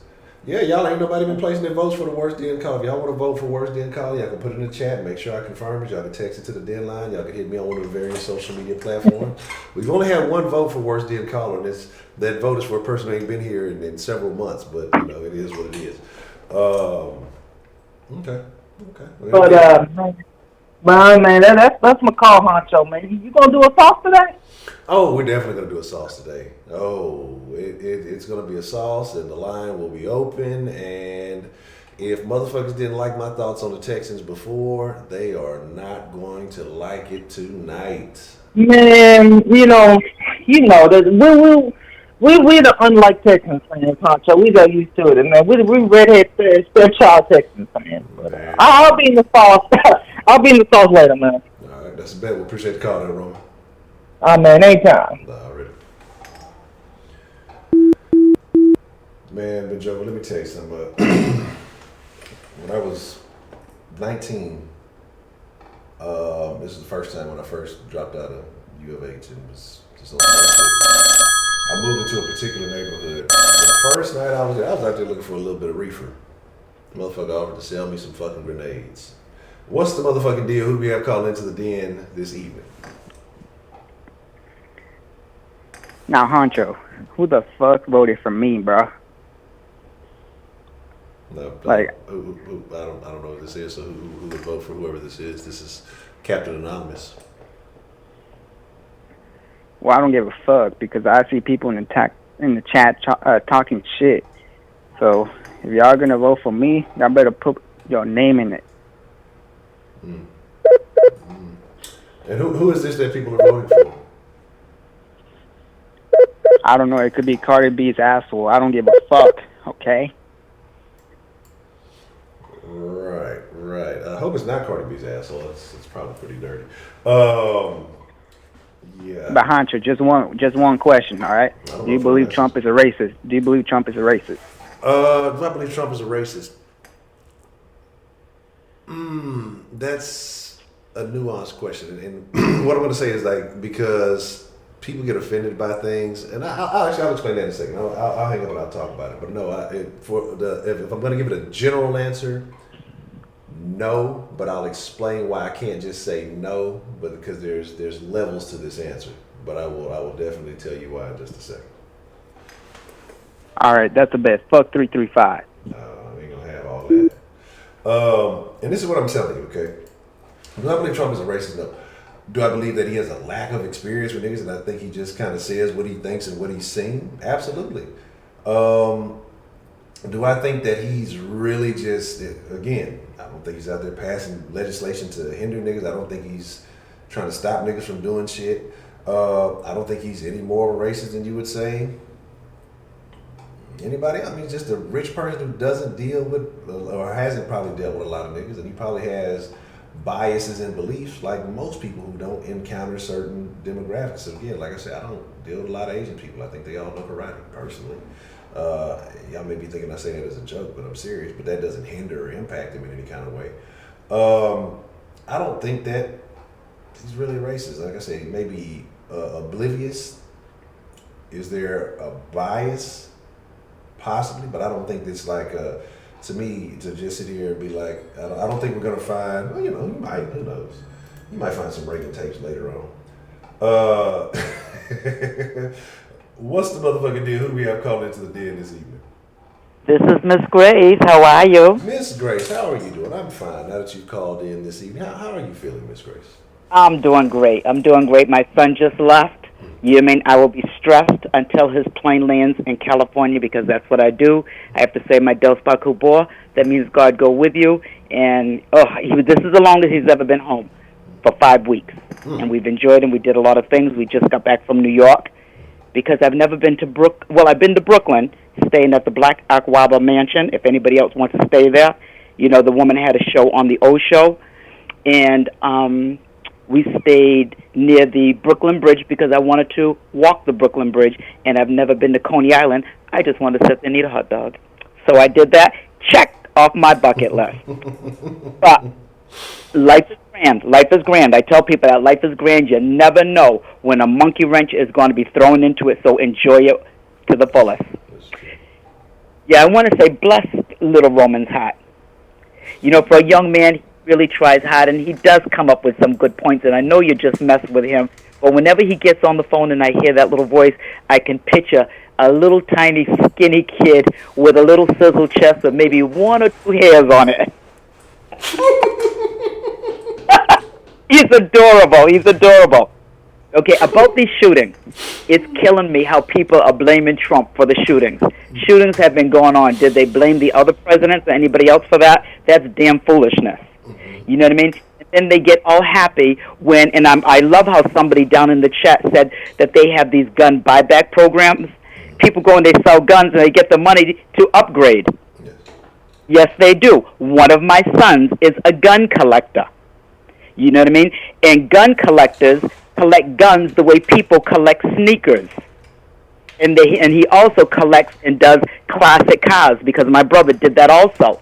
You know what I mean? So when people start showing these videos on YouTube, oh, look at this person, because there was a shooting, he just destroyed his gun. No, honey, he destroyed that gun because there's about 50 more hidden somewhere and better ones. He destroyed the one he didn't want anymore. So catch that, everybody. Okay? The other thing is about this garbage thing. I'm so glad you brought this up again because we talked about this maybe a couple of weeks ago, and I told you that little dog that I nanny, when I walk around the block, I can tell that somebody new is walking through the neighborhood, somebody is doing something differently in the neighborhood, or somebody new moved into the neighborhood because you find more garbage and finding those little nips of liquor, the little nips, the bottles, all over the place, and I just pick it up. You know what I mean? Doesn't matter. Even my granddaughter, whether we dropped it there or not, if it's in front of my house, I'm going to pick it up and throw it away, put gloves on, whatever. You know what I mean? My granddaughter has to go with me to clean up the city. And every year I would take students with me to do volunteer work because I'm a firm believer that kids should put in at least 20 hours of volunteer work before they graduate. It's good. I mean, it's not going to kill them. Some parents fought it, but if they were with me, then that's what you do. You know what I mean? And I would write up something and get everything so that they could go and when they go for jobs and things, that looks good, that you did something like that. Okay? We also had in our city, we have a cool mayor. Some people don't like him. I'm not mayor, sheriff. And he had the guys that were in the pre-release programs cleaning up the garbage, you know, painting old buildings and fences and things like that. You mean that way they could earn their keep, you mean make some extra money, and the city wouldn't have to have the taxpayers pay for those things. People were up in arms over that, and they didn't want the jailbirds to do it anymore. You know, and then they cry about the taxes, but the ones that do the crying are the ones that don't pay the high taxes, don't have damn jobs to even pay the taxes. You mean because people are going to be reckless when they don't have to pay. You mean we have free birth control. You mean? So the taxpayers pay for the free birth control. They don't use it, so the taxpayers have to pay for the kids that they have. You know what I mean? And if they don't have the kids, they have the abortion, then the taxpayers pay for that too. So people are going to throw garbage. They're going to be reckless. They're going to do whatever because people will do what they're allowed to get away with. My uncle in Chicago had my aunt and uncle. My aunt passed away. She was a school teacher and part-time principal in the south side of Chicago, and she lived in a beautiful home on 86th and Constance. I'm sure Rashida knows where that is. And with beautiful garden and everything, and he had a limousine business. I mean, they did really well. You know what I mean? He had to end up selling that house as soon as my aunt died because he said the worst kind of niggas moved in next door. There was a building there, and they were throwing garbage out of the window. So my uncle was getting old, and he was forever going out there picking up garbage. So what he did was my aunt and uncle, besides that big house over there, they also owned a condominium that they bought years and years ago that was only $50,000 overlooking, is that Lake Michigan? Lake Michigan. So sometimes they would take turns staying in there or they would rent it out. So he sold the big house and he moved into the condominium, and it's like the lifestyle of the rich and famous. You know, valet parking. You know, they come and they pick up his Jaguar, they clean it, they return it to him. This is an old guy, but he's a dirty old man. That's why I don't like that uncle. Anyway, dirty old man. You know, all the money in the world, you can't buy this. You know what I mean? But he tried. You know, because we're blood relatives. I told you, dirty old man. But, you know, he had to move over there to the north side of Chicago. You mean? In Harlem. Now when I go into New York, we stay at a different hotel in Times Square. A couple of years ago, I decided I wanted to go to the Harlem Book Fair, you know, take my daughter to the Harlem Book Fair. So we stayed at a hotel there. Harlem is sharp. You said that you hadn't been to New York, and little Shannon, baby Shannon, said she wanted to go to New York. And I swear, next summer, I told Shannon she wants to come. If she makes it out here, I will pay for part of it. You know what I mean? And make sure that we drive down to New York because it's only 4 hours and stay in Times Square because New York is exciting. But I can't stay there more than 3 days because I can't stand the concrete jungle aspect of it. There are some parts that aren't that way. You know what I mean? But when I walked around the neighborhood in Harlem, you know what I mean, how some of the black people have moved out and then the white people moved in. And so I was questioning the people about the prices of those homes. And I saw on HDTV where they have one $5 million in Harlem, yet Lansing Hughes' house in Harlem that still hasn't been sold. The realtor's been getting in touch with me, but I said a lot of work must need to be done because Oprah and nobody bought it. Lansing Hughes during the Renaissance, they were writing poetry, they were making music. That house is there with a plaque on it. It's right on the side of up the street from Sylvia's Soul Food and Marcus Samuelson's. You mean, so I was going through the neighborhood and I was talking to the white lady, because I talked with a black lady and a white lady, and I asked her about her moving into the neighborhood. And she said when they first moved there, they would plant flowers and they put rose bushes up, but people would come and destroy it and take it. And there were people, can you believe, that had rose bushes with chains around it? Wow. Because people were stealing them. And so she said, you can tell that the neighborhood is getting safer and better when the flowers remain. Now the people are not. Think about it. It just makes sense. That's crazy. You know what I mean? People still in rose bushes? Yeah. Oh, my, I've heard Yeah. Chains all around the rose bushes on poles and all that other stuff with locks out for rose bushes because people were going in there and taking the whole thing out of there. You know what I mean? So there's no boogeyman that comes in the middle of the night and throws garbage all over our neighborhoods. You know what I mean? I broke up with a guy once because he thought it was okay to be a litter bug.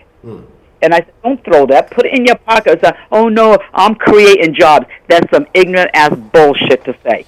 Yeah. You know, I'm creating jobs because somebody's going to go pick it up. I couldn't even deal with a man like that there. That litters. I don't like people that litter. I don't like littering. My granddaughter better not litter. My kids better not have litter. I don't like littering at all. You know what I mean?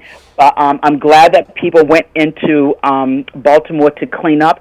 I don't care who goes in and cleans up, as long as cleaning up gets done. You mean rats bite, and they spread diseases and things. I'm going to tell one last story, and I'm going to get off this phone. When I was a little girl, we lived in this house in the West End, and it was rat infested. We have something around here called water rats.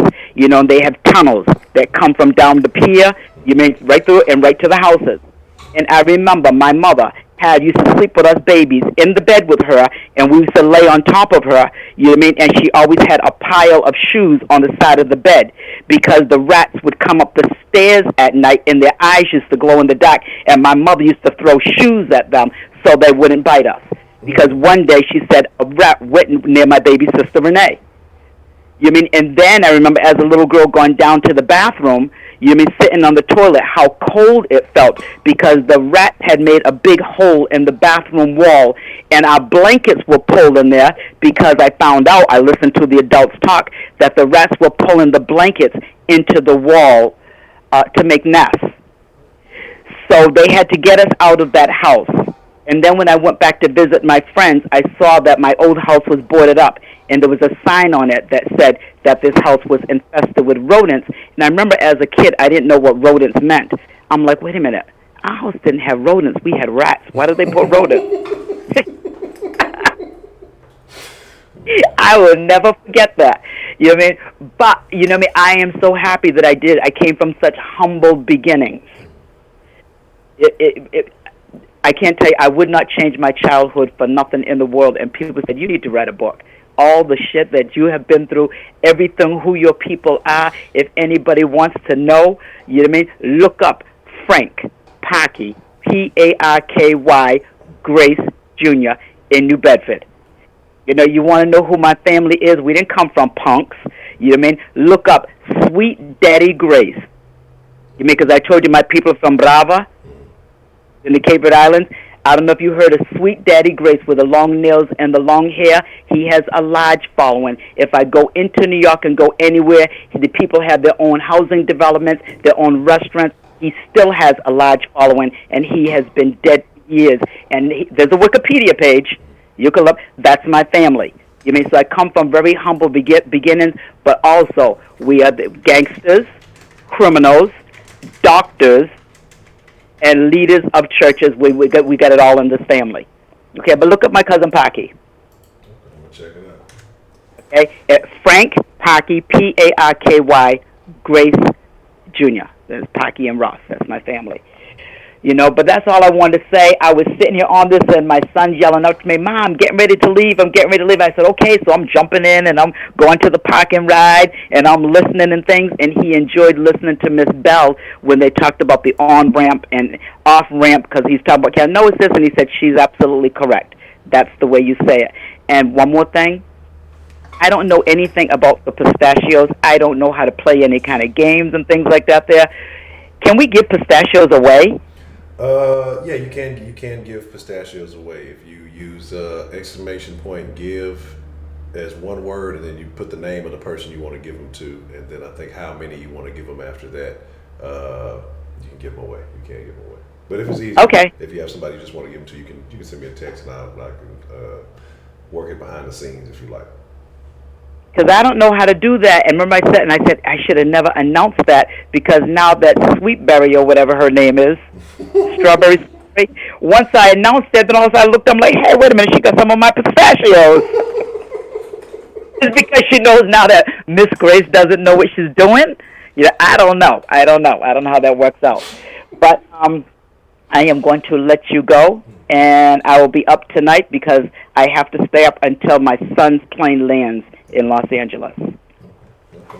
I'll be up. We'll definitely have an okay, hon? tonight. Well, I appreciate you calling in, Miss Grace. Thank you. Thank you. Bye-bye.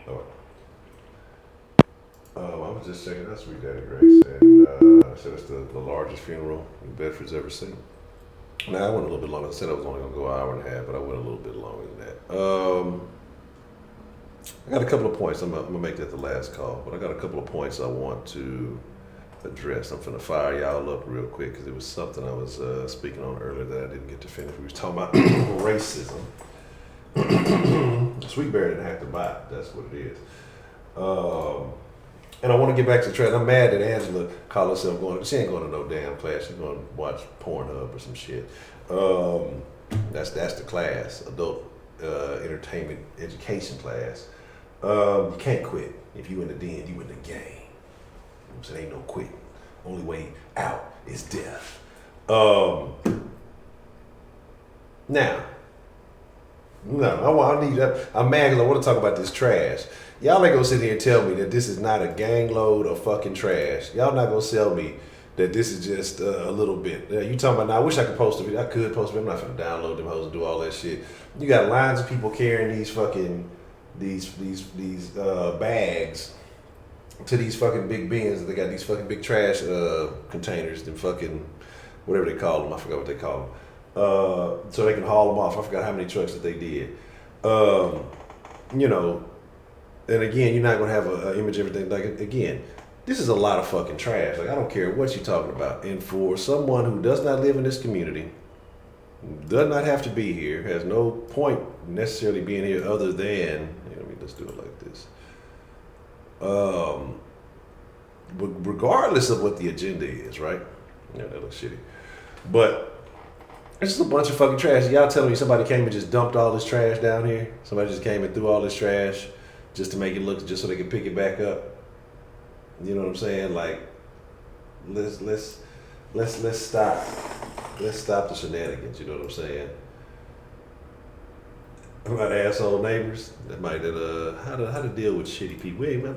That might not be a bad idea. We'll have a conversation about dealing with motherfuckers. But y'all telling me this is that people just came and threw this fake trash down, right? And then picked it up. Like I say, it's again, like I said, there's a lot of videos. I don't have, you can, all you gotta do, I don't know if y'all use Twitter or not, but Google, if you get on Twitter, I don't think you necessarily have to have an account, and just hashtag Baltimore cleanup. You know what I'm saying? Yeah, that's what I'm saying. They got some of the big fucking, I forgot what you call them, the big fucking, you know, the ones that they come to bring on the fucking truck. It's like the big shits where you gotta haul off like a trailer or whatever. So, but yeah, so people talking about fake trash. You got niggas complaining about, oh, they just doing this for. I don't care if they're doing it for publicity or not. Is that neighborhood cleaner? Do these dope fiends have to step over trash when they go to the corner and go to the alleyway and smoke their rocks? No. They have a safer smoking spot. You know what I'm saying? So all I'm saying is, look, man, from this here and this here is the same fucking area. And if y'all notice that some of these, I'm gonna bring these other pictures back up real quick too. That not only did they clean the trash out, like they weeded some of this shit too. Look at this wall, right? They took the weeds and shit off the wall. Like, did they put fake weeds up too? You know what I'm saying? Like, that's what I'm trying to figure out. Is this fake foliage? Is that what's going on? I'm trying to figure out how that works.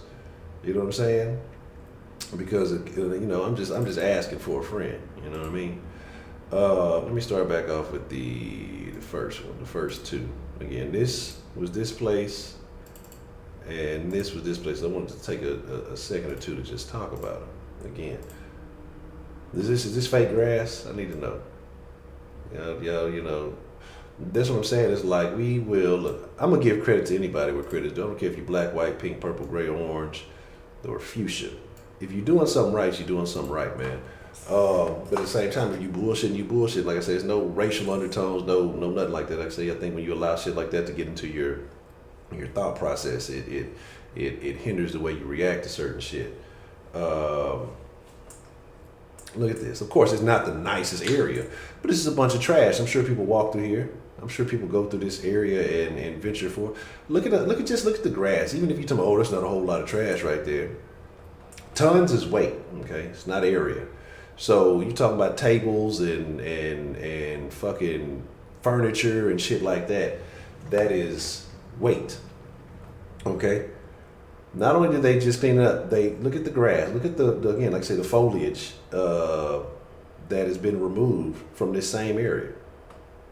You know what I mean? Look, that it's actually, you know, there may be rats. The rats might be hiding those fucking things.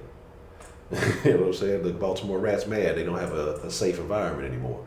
But all I'm saying is, people are complaining that this is happening. This is staged, right? You know what I'm saying? This is staged.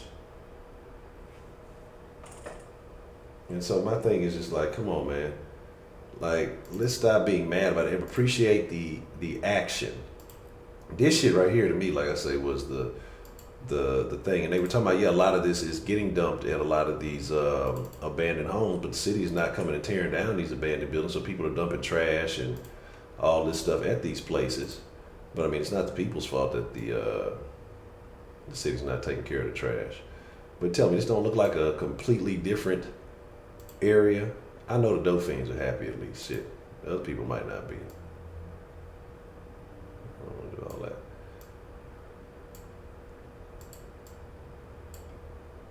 Like, look at this. You telling me that's just a little bit of trash? That's a lot of fucking trash, man. That's a lot of fucking trash, man. Like, again, and if you notice the little subtleties, you can tell where they cleaned up. I don't know if they had weed eaters and shit, but they cleaned up a little bit of trash. Now, of course, they're not going all up on this porch and shit and cleaning up. But these little alleyways and all this other stuff, is this fake trash? Like, this is what people are saying, this is staged? Like, come on, man. Who would do that? Who would go and dump? This is a whole lot of trash to be dumping, right? And I'm pretty sure in this day and age of all kind of cameras and shit, if you had a bunch of random white people coming into a neighborhood dumping trash, then niggas would have cameras out and be recording it and definitely capitalizing off the racism. You know what I'm saying? So yeah, y'all don't have to miss me with that one. I'm not buying the fake trash shit. This is dirty, dusty trash. This type of trash got, accumulated dust and shit on it. And so all I'm saying is, whether these people politicize the event or not, there's a bunch of other things they could have been doing. They could have been spending their time doing stuff in all white neighborhoods or whatever else it may have been, right? But instead, it is what it is. Let's just come bearing treats. Share the treats with the class, damn it. But here's the thing, though. You cannot get out the game. As long as you in the chats, you in the game. So as long as you're gonna acquire more pistachios, they never stop. They never cease. So there's that. It's like a. I don't know. I don't care who you give them to, just don't give them to anybody but female pimp or sweetberry. They're not to be trusted. But my thing is this, man, like, this is my issue, is the appreciation for the act, right? The appreciation for what's getting done. But instead, people are mad because, well, they had MAGA hats on, and these people are known pranksters. This is an epic prank. This is a fucking epic prank to clean up your neighborhood. Ha ha! Joke's on you, motherfucker. I just cleaned up your neighborhood for nothing. How are you gonna get me back?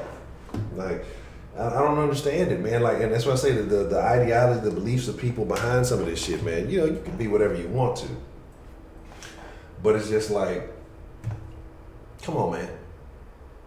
There are people who are benefiting from this cleanup, and again, I'm hoping that it inspires local residents to see it and look, they're gonna put them these abandoned buildings on they can put those on Airbnb now. That's my thing, man, but yet you got a mayor, you got all these people. They couldn't do that shit. They couldn't organize a few people to get in there and go clean up the neighborhoods. How hard was that?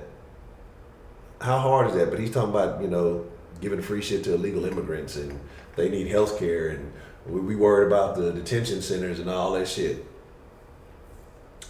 My thing is this, Jack. You can love Trump, you can hate Trump, you can vote however you want to vote, you can do whatever you want to do. But I don't know if it's the hate motivation or it's people who just blindly support him and want to make sure he's proven right or whatever else it may be. But if shit is getting done,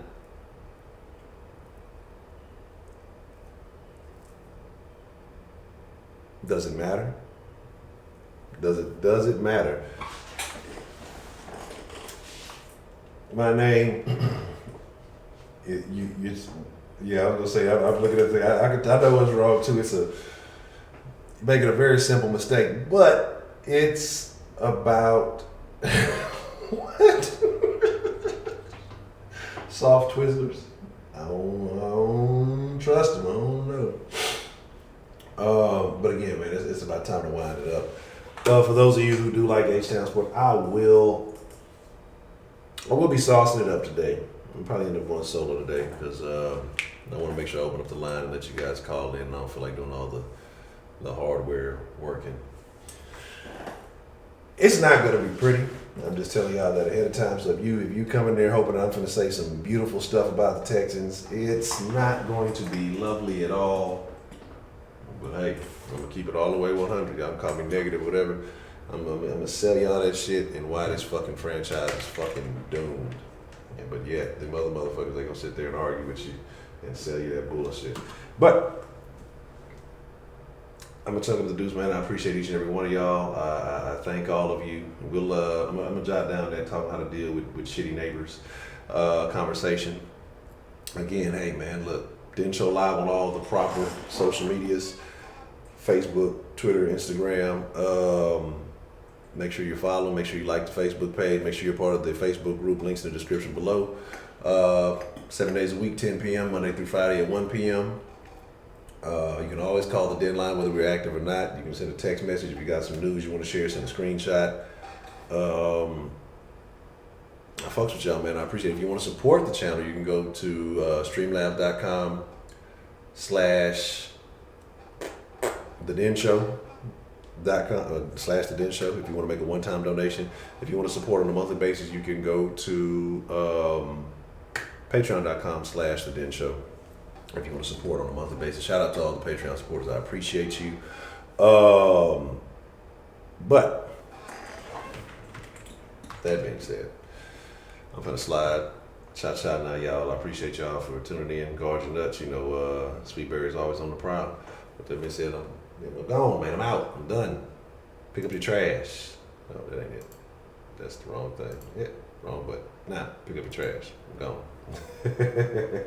Look I can't even end the stream. She already stealing and shit. Yes, we'll be live at 10.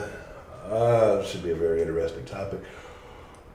I'm fucking tired. I need more fucking sleep. I be trying to go to sleep early. Fucking don't sleep. Just be sitting there staring at the fucking ceiling and shit. I need some melatonin. Drink some sleepy tea. I'm out.